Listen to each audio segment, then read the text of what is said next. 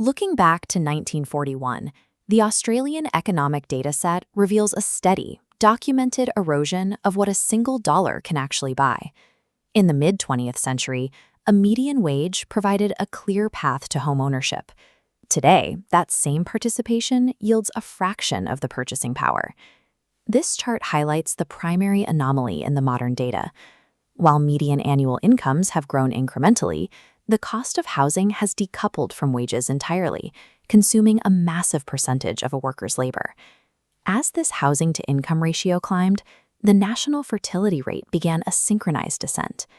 Shelter costs have risen so high that the average household can no longer reach the 2.1 replacement level required to sustain the population. The data further correlates this financial pressure with rising national suicide rates.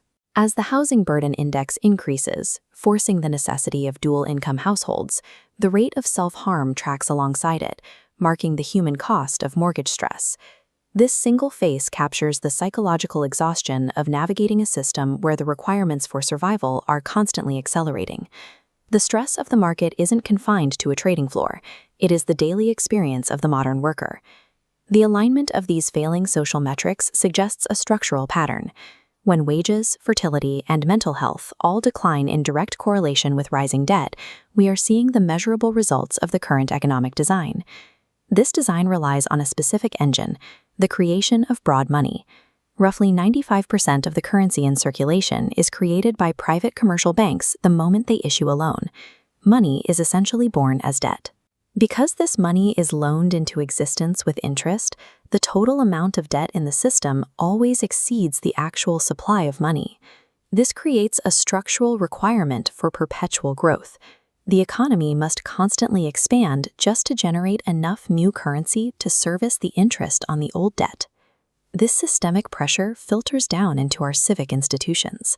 Local councils often become bottlenecks, where rigid zoning and developer-linked interests favor corporate projects over individual housing needs. Solus is an alternative framework, built to replace this legacy model with a system focused on circulation over accumulation. It moves away from debt-based growth and toward a model of high-velocity exchange. To address these societal outcomes, Solus changes how currency is issued and maintained, altering the incentives driving wealth inequality and housing scarcity. The Solus currency, called Pulse, prohibits interest and introduces a mechanism called demurrage. Under this rule, idle pulse that sits hoarded in a bank account beyond a personal buffer slowly loses a small fraction of its value. This encourages citizens to either spend, invest, or donate their currency rather than removing it from the economy. The fraction of pulse collected through demurrage flows directly into a national common pool. This creates a self-funding mechanism for public infrastructure and services, ensuring that currency continues to circulate back into the community rather than stagnating in private vaults. Solus further stabilizes the cost of living with the one home rule. By legally limiting each citizen to a single primary residence, the system removes the incentive to treat the housing supply as a speculative investment vehicle, returning real estate prices to their utility value as shelter. Transitioning to this system involves a capital conversion. New citizens use their old-world fiat to pay an entry buy-in, which provides them with debt-free housing and seeds the Solus economy with the initial pulse required for circulation. By stripping away the ability to hoard currency or monopolize housing, Solus shifts the focus of the economy back toward productive labor and human utility. Solus utilizes a dual governance model. Human apostles set the ethical direction, while an AI guardian manages the logistical processing of the nation's data. The AI guardian manages the complexities of supply chains and project budgets. By using real-time simulations, it can process civic permits and infrastructure planning in a fraction of the time required by traditional bureaucracies. Every Pulse transaction and resource allocation is recorded on a public blockchain ledger, accessible via the Solus app. This allows every citizen to monitor the national budget and verify exactly how public funds are being used.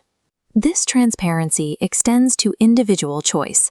Citizens can manually direct 50% of their own demurrage deductions to specific public projects, like local parks or community workshops, giving them direct control over their contribution to society. Real-time ledger access and logic-based auditing remove the opacity that traditional political extraction relies on, making the administration a tool for community execution rather than a source of private profit.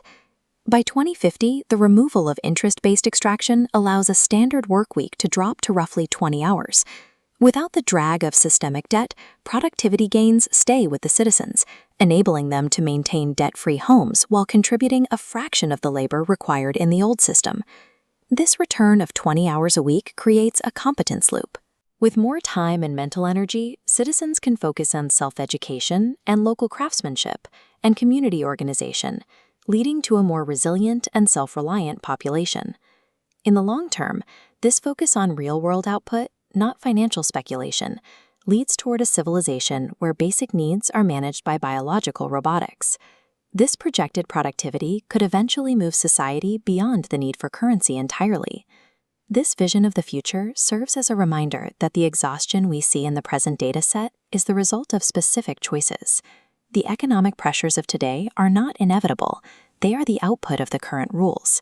The structures of debt and extraction can be replaced. The Solus framework is a demonstration that we have the tools to rewrite the code of our society.